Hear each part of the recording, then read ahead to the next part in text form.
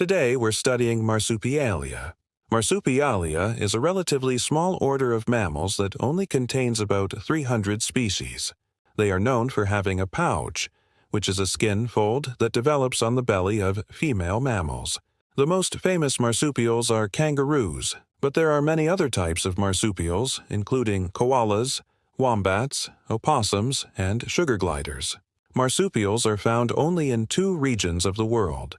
The first is Australia and New Guinea, where the vast majority of marsupial species live.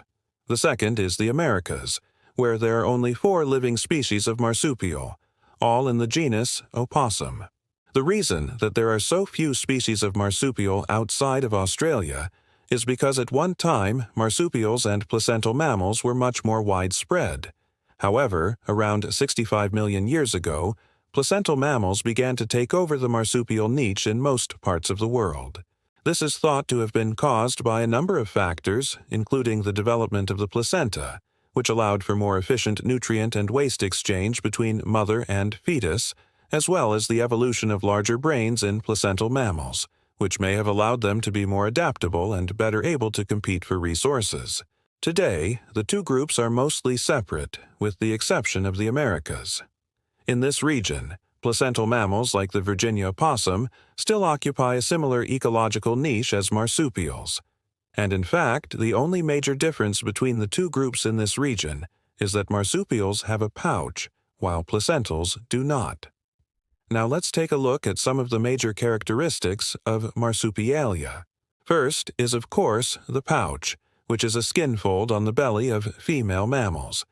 The pouch is used to carry and raise young, and each marsupial species has a different pouch, depending on its size and lifestyle. For example, kangaroos have large muscular pouches that can hold up to 3 babies. The muscular walls of the pouch also help to keep the baby kangaroos upright as they grow.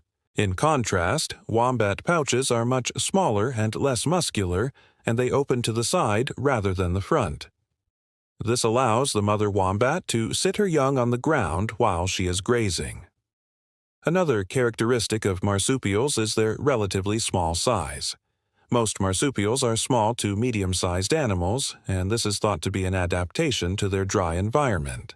Being small allows them to conserve water, and it also allows them to move quickly through the underbrush. The last major characteristic we will discuss is their reproductive strategy.